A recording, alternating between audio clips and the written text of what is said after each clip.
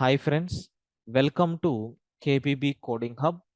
In last videos, we covered pattern number 37. In today's session, let us go with pattern number 38.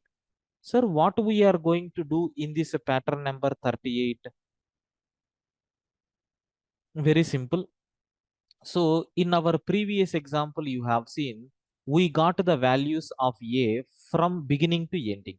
Now I want to print in the ending to beginning. Let us consider here. First I will print 5 E's. First I will print 5 E's. Then I want to print.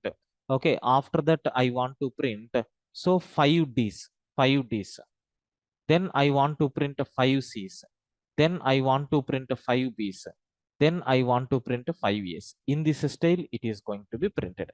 Sir, it is the same like whatever we have done for, okay, so capital letter alphabets. So this is the same program like this, right? But instead of printing from A to E, we have to print from E to A. We have to print from E to A. Let us see how you can able to print this. Very simple, sir. To meet this requirement, you need to change the row from 4 to 0. So we know already the technique, right? We will start from n minus 1.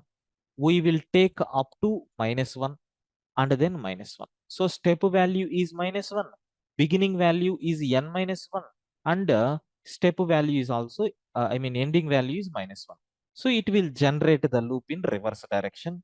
We know very well about this code, right? If I'm giving 5, instead of printing from A to E, it is printing from E to A, right? It is printing from E to A. This is nothing but how we can able to solve our requirement by using this particular style. Okay. I think you got very clear clarity about this, right? Thank you, friends.